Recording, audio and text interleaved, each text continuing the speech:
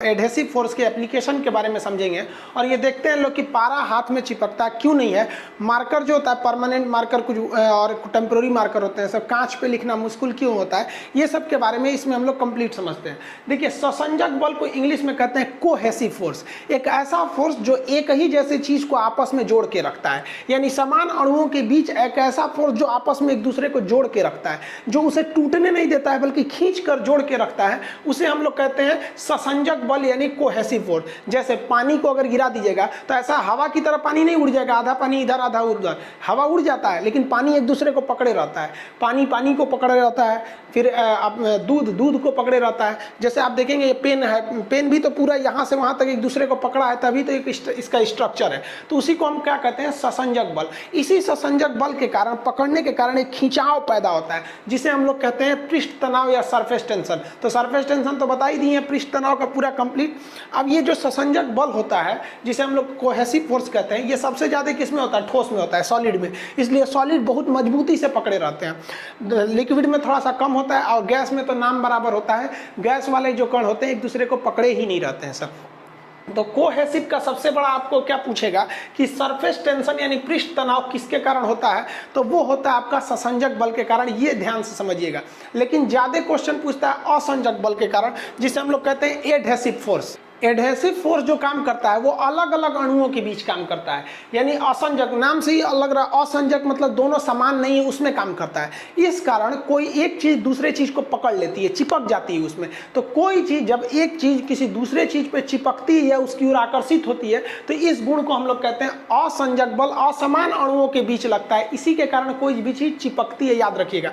जैसे आप कलम से लिखते हैं, किसके ऊपर, पेपर के ऊपर, तो आप लिख देते हैं। क्यों लिख देते हैं, क्योंकि कलम की जो स्याही है उसके अंदर कौन सा फोर्स है, असंजक बल उपस्थित है। लेकिन अगर पेपर को भिगा दीजिएगा तो भिगा देंगे या फिर तेल लगा दीजिएगा तो उसका असंजक बल कम हो जाता है, फिर उसमें अच्छा से नहीं चलता है। मार्कर से बोर्ड पर लिख देते हैं, वो किसके वजह से होता है, असंजक बल के कारण। चौक से लिखते हैं, वो भी असंजक बल के कारण। पानी कपड़ा पर चिपक जाता है, पानी पे किएगा ना यहाँ पे कपड़ा पे, तो भीग जाता है या चिपक जाता है, ये भी किसके कारण है, असंजक बल के कारण होता है। दूध और पानी का मिश्रण, देखिए दूध का एक कण दूध के दूसरे कण को पकड़ा रहता है, ये तो होता है ससंजक बल।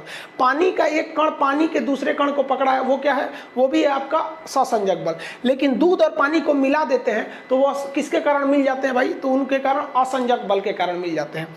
जैसे देखिएगा काजल जो लगाया जाता है ना आंख पे, वो क्यों, काजल एक अलग चीज है और आंख एक अलग चीज है, तो दो अलग अलग चीजों के बीच काम करने वाले बल को हम क्या कहते हैं, असंजक बल। उसी कारण काजल क्या होता है, चिपक जाता है। जैसे देख रहे हैं यहाँ पर इस काजल लगाई हुई है, चिपक गया है। क्यों चिपका है, क्योंकि काजल में क्या है, असंजक बल है। जितना मजबूती से असंजक बल रहेगा, असंजक बल की वैल्यू जितनी ज्यादा रहेगी, वो चीज उतने देर तक चिपका रहेगा। तो बहुत बढ़िया से काजल चिपका रहेगा, देख रहे हैं कितना बढ़िया से इसका चिपका हुआ है। लेकमे वगैरह में क्या रहता है, असंजक बल की वैल्यू बहुत ज्यादा रहती है, और यही वैल्यू कम रहेगी तो लगाएंगे तो आधा घंटा बाद पोता जाता है। तो दूल्हा को जो काजल लगाया जाता है ना, तो दूल्हा के काजल में असंजक बल कम रहता है, तो बेचारा बारात के समय तैयार होकर जाता है, वहां तक पसर के बह जाता है, तो दूल्हा लगता है जैसे फांसी देने वाला जल्लाद है। लेकिन जो दुल्हन को काजल लगाया जाता है उसका असंजक बल क्या रहता है, ज्यादा रहता है, क्योंकि वो ब्रांडेड कंपनी का लगाया जाता है, तो उसके असंजक बल में वैल्यू रहता है, तो खूब अच्छा से पकड़े रहता है। बचपन में याद होगा तो हम लोग को तो बचपन में मम्मी कैसे काजल लगाती, थरिया उलाट के पीछे दिया रख देती थी, काजल बन के रेडी हो गया, सवेरे ले कैसे पोत दो, यहाँ पर पूरा बढ़िया से आंख बटोर के एकदम चौड़ा पट्टी से पोत दो, एक बढ़िया से टीका पोत दो कि बबुआ को नजर ना लगे, और नवरातन में तो पूरा पेट उट सब पोत पात दो। तो ये सब जो देसी काजल बना रहे हैं, इसका असंजक बल की वैल्यू कम होती है, तो ये उतना अच्छा से नहीं चिपकते हैं दूसरे चीज में। लेकिन जो कंपनी बनाती है, ब्रांडेड कंपनी, वो असंजक बल का अच्छा खासा ध्यान रखती है। तो लेकमे ये सब क्या क्या आता है, तो उसमें क्या रहता है, अच्छा वैल्यू रहता है। तो ये भी किस कारण है भैया, असंजक बल के कारण। आप देखेंगे लाली जो होता है, लाली समझते हैं, ठोड़ रंगने वाला, वो भी क्यों चिपक जाता है, असंजक बल, उसमें भी जो है असंजक बल। ठोड़ रंगने वाला अलग चीज है, उसको क्या बोलते हैं, लिपस्टिक, और वो यहाँ चिपक गया, वो भी असंजक बल के कारण। अगर महंगा वाला रहेगा तो ज्यादा देर तक चिपका रहेगा, और सस्ता वाला रहेगा तो ठोड़े पे इसे लेभरा जाएगा। जैसे यहाँ देखिए आप लोग ठोड़ देखिएगा, इसका ये वाला जो ठोड़ है, ये इसमें क्यों चिपका हुआ है लाली इसका, क्योंकि उसका असंजक बल जो है, असंजक बल, इसकी वैल्यू यहाँ पर ज्यादा है, और यही कम रहेगा ना तो लेफड़ा जाएगा, पोटा जाएगा। आप लोग लड़कियां को ध्यान से मत देखा कीजिए, आप लोग को बार बार समझाते हैं। फिजिक्स का टॉपिक समझिए, इसको देखिए, इसे जो लग रहा है मोबिल पुतले है यहाँ पर, ये पक्का सीबीएसई बोर्ड की होगी, क्योंकि वही ऐसा ऐसा क्रांतिकारी काम करता है सब, बाकी हिंदी मीडियम वाला ये सब नहीं करता है सब। तो ये क्या क्यों चिपका हुआ है? मोबिल जो लगाई हुई है ये क्यों चिपका है? मोबिल इसीलिए चिपक गया इसके ठोड़ पर, क्योंकि जो मोबिल लगाई है या ये जो ठोड़ रंगने के लिए लगाई हुई है उसमें असंजक बल की वैल्यू ज़्यादा है। तो कभी भी एक चीज़ दूसरे चीज़ पर चिपकती है तो असंजक बल, आपस में चिपकता है तो ससंजक बल। पानी का बूंद जो है वो आपस में चिपका रहता है, किसके कारण? ससंजक बल के कारण। अब देखेंगे परमानेंट मार्कर, परमानेंट मार्कर से लिख देंगे तो मिटबे नहीं करता है, क्योंकि उसका असंजक बल की वैल्यू बहुत ज़्यादा है। असंजक बल उसे खींच के रखता है, जल्दी मिटने नहीं देता है। और जो टेम्पोररी मार्कर होता है जिसमें बोर्ड पर लिखा जाता है, उसका जो असंजक बल की वैल्यू है वो कम रहती है, इसलिए एक बार कपड़ा से पोत देंगे तो मिट जाता है। जैसे देखेंगे आप कांच पर लिखने जाइएगा, कांच पर तो नहीं लिख पाते हैं। क्यों नहीं लिख पाते हैं? कांच पर लिखने जाएंगे ना तो उसमें असंजक बल की वैल्यू घट जाती है, तो उसी को बढ़ाने के लिए HF मिला दिया जाता है। क्वेश्चन पूछेगा कांच पर लिखने के लिए क्या मिला दिया जाता है, तो HF को क्या कहते हैं? हाइड्रोफ्लोरिक एसिड हो जाता है, तो ये कांच पर लिखने के काम में आता है। आप देखिएगा रेकवच वगैरह की पत्ती पर पानी नहीं रुक पाता है। क्यों नहीं रुकता है? तो भाई रुकने के लिए, चिपकने के लिए किसका जो होना जरूरी है? असंजक बल का होना चाहिए। जैसे भाई सब कांच पे लिख रहे हैं तो इसके लिए हाइड्रोफ्लोरिक एसिड HF की जरूरत है, याद रखिएगा, ये पिछला NTPC में पूछा हुआ था एग्जाम में।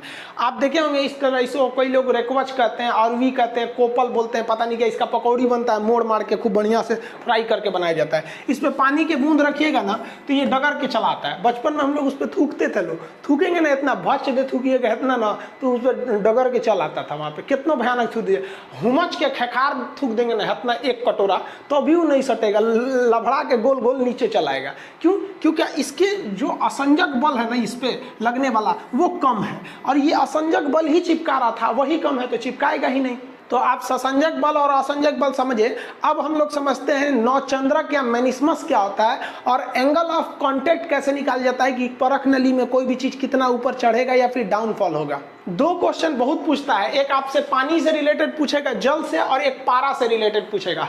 पारा को पारद भी कहा जाता है, ये चांदी की तरह दिखता है इसलिए इसे क्विक सिल्वर कहा जाता है, क्विक सिल्वर के नाम से जाना जाता है।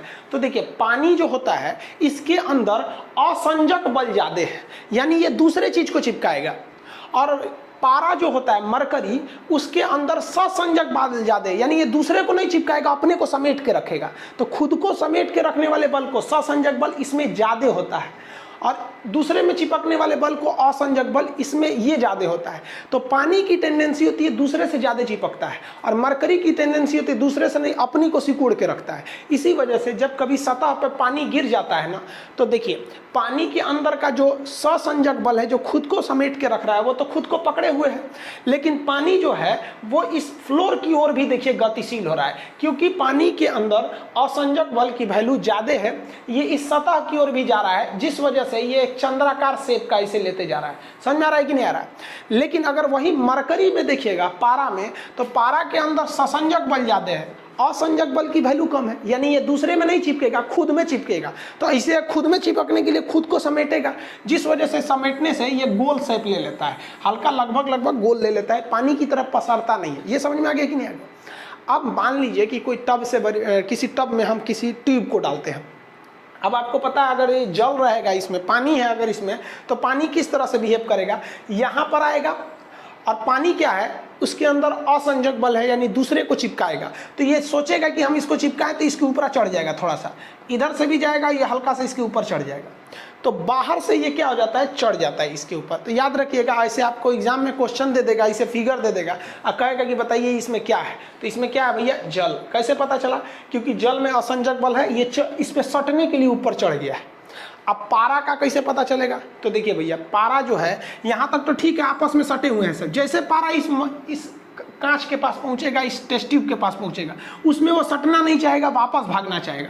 वापस भागने के लिए धंस जाएगा नीचे की ओर। तो जैसे नीचे धंस जाएगा तो समझ जाइएगा ये क्या है भैया, पारा है।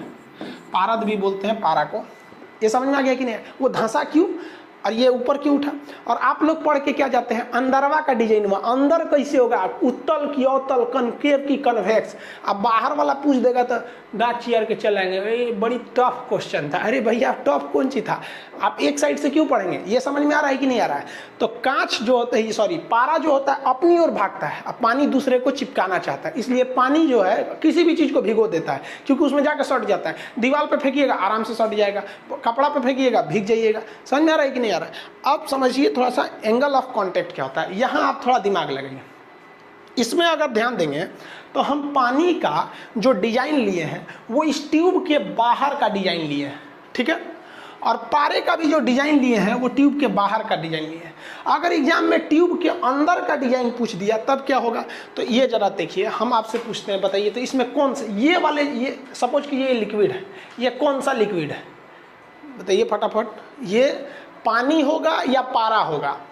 अब सिंपली समझिए भाई, आप इसको देख के क्या लग रहा है, पानी का तो मेन लेवल यहीं तक है, लेकिन ससुरा उधर गया है तो हचाक से चढ़ गया है। काहे चढ़ा है, भिगाने के लिए चढ़ गया है।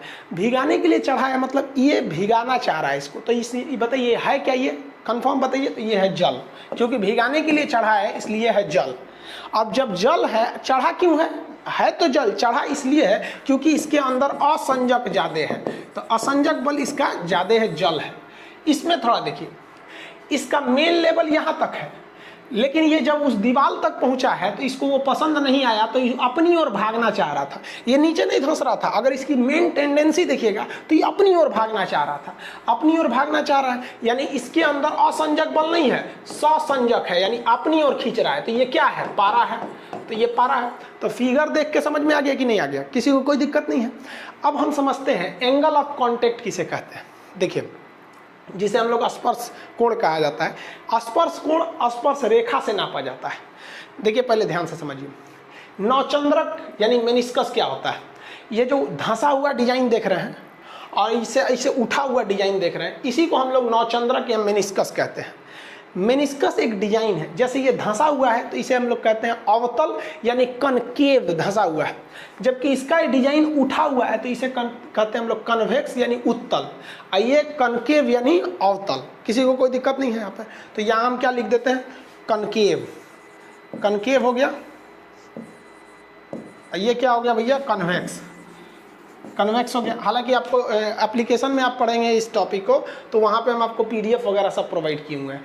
अब बताइए इसमें एंगल कैसे निकाला जाता है। तो एंगल निकालते वक्त थोड़ा सा ध्यान देने दीजिएगा भाई, एंगल कभी भी निकालिएगा तो एंगल जो निकाला जाता है वो इस नौचंद्रक पर एक स्पर्श रेखा खींचा जाता है, स्पर्श रेखा जो इसे टच करके जाए। तो यहाँ से एक रेखा खींचते जो इसे टच करके जाएगी, तो यही ना हो गई स्पर्श रेखा। तो स्पर्श रेखा और इसके दीवार के बीच का कोण को हम कहते हैं एंगल ऑफ कॉन्टेक्ट।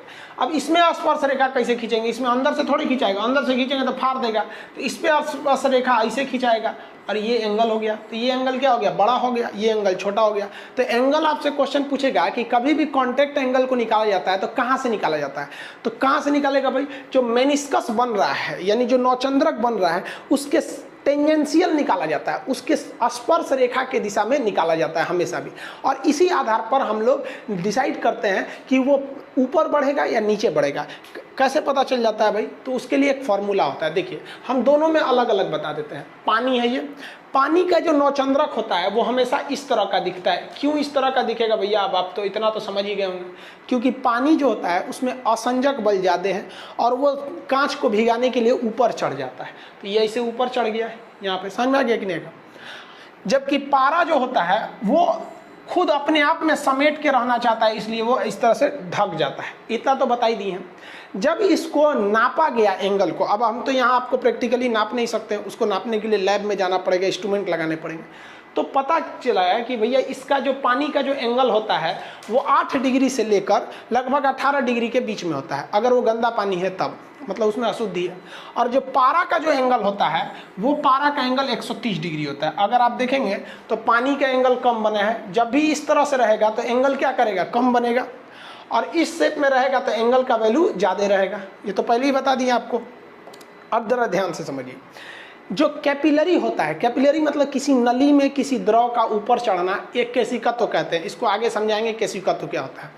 तो केसिकत जैसे बीपी नापने वाला जो डॉक्टर होता है, देखते हैं उसमें पारा चढ़ते रहता है, या बुखार नापते हैं इसे देख के पारा में, तो डॉक्टर देखता है ना, क्योंकि वो जो पारा होता है मरकरी वो ऊपर चढ़ जा रहा है। इस ऊपर चढ़ने की घटना को हम लोग कैपिलरी कहते हैं या केसिकत्व कहते हैं। ये केसिकत्व में कितना ऊपर चढ़ेगा इसके लिए एक फॉर्मूला होता है, जिसका जो होता है H बराबर 2t cos theta by R D G. T क्या है भैया, यहाँ पे तो सरफेस टेंशन है, थीटा एंगल ऑफ कॉन्टेक्ट है, आर इसकी त्रिज्या है, रेडियस है, डी घनत्व और जी 9.8 एक्सेलरेशन ड्यू टू ग्रेविटी। अब यहाँ आप एक बात बताइए, यहाँ आपका जो ऊंचाई है वो इस थीटा पर डिपेंड कर रहा है। देखिए तो ऊंचाई थीटा पे डिपेंड कर रहा है कि नहीं, और थीटा किसके साथ है, कॉस थीटा के साथ है। आप पढ़े हैं कि कॉस थीटा का जो रेंज होता है वो -1 से लेके +1 के बीच में होता है। कॉस थीटा ये नहीं होता है। कॉस थीटा को अगर आप ध्यान से समझेंगे तो कॉस 90 डिग्री पे 0 हो जाता है।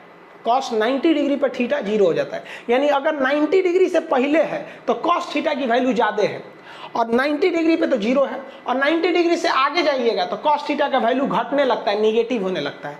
यानी 90 डिग्री को आप अगर थ्रेशोल्ड मानते हैं और कॉस थीटा को लेते हैं तो 90 डिग्री से पहले हैं तो भाई वैल्यू बढ़ेगी, जैसे 90 से नीचे आएंगे तो कॉस थीटा की वैल्यू बढ़ती रहती है, और 90 से ज़्यादा जाएंगे तो फिर निगेटिव होने लगता है कॉस थीटा।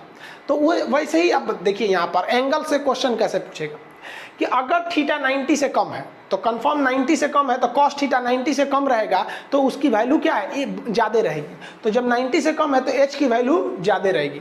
तो जब भी कभी थीटा न्यून कोण बनाएगा तो ऊंचाई क्या हो जाती है, बढ़ जाती है, मेन सतह से इसकी ऊंचाई बढ़ जाती है और वह वस्तु को भिगो देता है। ऐसा द्रव क्या करेगा, इसके दीवालों को भिगो देगा। समझ में आ गया कि नहीं आ गया। अब ये क्यों बढ़ गई तो आप यहाँ फार्मूला से याद रखिएगा, वरना लड़का सब याद रखता है कि अरे 90 से कम रहेगा तो ऊपर चढ़ेगा, एग्जाम में जाके भुला जाता है कि भैया कम रहेगा तो ऊपर क्यों चढ़ेगा। ये फार्मूला याद रखिएगा, H बराबर 2t cos theta by R D G. तो ये थीटा की वैल्यू 90 से जितना कम रहेगा cos थीटा की वैल्यू उतने ज़्यादा हो जाएगी और हाइट क्या हो जाता है, बढ़ जाता है। इसका उल्टा जरा सोचिए तो, इसका उल्टा क्या होगा कि अगर पारा के सेंस में, पारा का तो आप देखिए ना, पारा का तो ज़्यादा रहता है, पारा का एंगल देख रहे हैं कितना ज़्यादा है, ये एंगल ज़्यादा है। तो पारा के सेंस में जब एंगल ज़्यादा हो जाता है तो यहाँ थीटा 90 से ज़्यादा हो जाएगा, और कॉस 90 पे 0 हो गया, और 90 से ज़्यादा जाएंगे तो वैल्यू निगेटिव आने लगती है। तो कॉस जब भी 90 से ज़्यादा रहेगा तो नेट हाइट जो है, इस पर चढ़ने की ऊंचाई जो है वो क्या हो जाती है, घट जाती है। और ऐसा द्रव जिसका जो एंगल ऑफ कांटेक्ट है वो 90 डिग्री से क्या है, ज़्यादा है, यानी अधिक कोण है, तो वो ऊंचाई पे नहीं जाएगा, मेन ऊंचाई से नीचे ही रह जाएगा। तो पारा जो होता है ना, सतह से थोड़ा सा नीचे ही रह जाता है, और ऐसी वस्तु दूसरे को भिगाती नहीं है, इसलिए पारा कभी भी कांच को भिगाता नहीं है। क्वेश्चन आएगा कि थर्मामीटर में हम पारा का प्रयोग करते हैं, तो ऑप्शन सी लगा दीजिएगा। वहाँ लिखा रहता है कि ताप बढ़ने से या ऊपर की ओर बढ़ता है, इसीलिए ना थर्मामीटर में उसका प्रयोग करते हैं कि हमारा टेम्परेचर है तो बढ़ के बता दे। जबकि ऑप्शन ए लड़का मार देता है, उस पर लिखा रहता है कि पारा कांच की दीवालों को भिगाता नहीं है या सटता नहीं है। तो भैया सट रहा है या नहीं सट रहा है, इससे हमको बुखार से क्या मतलब है। हमारा बुखार नापने के लिए प्रयोग होता है थर्मामीटर, अब उसे जुड़ा सटे चाहे मत सटे, हमारा बुखार नाप दिया तो ठीक, नहीं नापा तो गलत। तो थर्मामीटर में पारा का प्रयोग इसलिए कहते हैं कि तापमान लेने से वो शीघ्रता से ऊपर बढ़ने लगता है, बहुत आसानी से बढ़ने लगता है। हालांकि पानी भी गर्म करेंगे तो बढ़ता है, लेकिन उतना जल्दी उतना आराम से बढ़ता नहीं है। समझ आ गया कि नहीं आ गया। तो पारा की हाइट क्या रह जाएगी, कम रह जाएगी, और पानी की हाइट ज्यादा रह जाएगी। एंगल समझ में आ गया आपको, एंगल 90, अगर यहीं साइन थीटा रहता तो फिर उल्टा हो जाता, लेकिन फॉर्मूला में ही कॉस थीटा आता है। समझ में आ गया नहीं आ गया। H बराबर 2t cos theta by R D G. Theta 90 से कम तो हाइट को बढ़ा देगा, वस्तु को भिगा देगा। थीटा जो है 90 से ज्यादा तो हाइट को गिरा देगा, वस्तु को नहीं भिगा पाएगा। आप यहाँ देखिए, यहाँ समझिए, ये वाली नली में पारा है, देख रहे हैं, इस टाइप का एंगल बना रहा है, और इस नली में पानी है, सेम वॉल्यूम है दोनों का, दोनों की हाइट वगैरह सब कुछ सेम है नली वगैरह की। लेकिन देखिए ये ज़्यादा ऊपर नहीं जा पाया, ये थोड़ा सा ज़्यादा ऊपर जा चला गया है। लेकिन अगर आप ध्यान से देखेंगे ना तो नेट वैल्यू देखिए, नेट तो ये यहीं तक था और नेट तो ये भी यहीं तक था, ये तो साइड में ना जाके धंस गया और ये साइड में जाके ना उठ गया। तो ये मेनिस्कस का मेन रीजन हो जाता है, जो नौचंद्रक कहते हैं। नौचंद्रक समझ में आ गया क्या आपको। यहाँ भी देखिए ये क्या चीज़ है, अब आप बताइए, ये पानी हो सकता है या पारा हो सकता है, डिजाइन देख के बता दीजिए। तो भैया यहाँ तो पहली बात ध्यान से देखिए, ये क्या चीज़ है, तो पहले इसमें बताइए, इसमें ससंजक बल ज़्यादा है कि असंजक। देखिए ससंजक ज़्यादा है, इसी वजह से ये खुद को पकड़ के रखे, इसमें इसमें नहीं सट रहा है सब, ये जमीन में ज़्यादा अच्छा से नहीं सटा है, तो इसका क्या चीज़ ज़्यादा है, ससंजक ज़्यादा है। ये क्या चीज़ है भैया, तो पारा है। और यही देखिए पानी को देखिए इतना दूर तक फैल गया है, यानी जितना जमीन मिलेगा ना, तो इसमें क्या चीज़ ज़्यादा है, असंजक। असंजक मतलब क्या होता है, दूसरे को पकड़ने वाला, जमीन को पकड़ के पसरने लगेगा।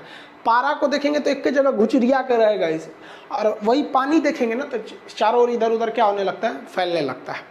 तो ये ससंजक और असंजक में आप अंतर समझ में आ गया आपको।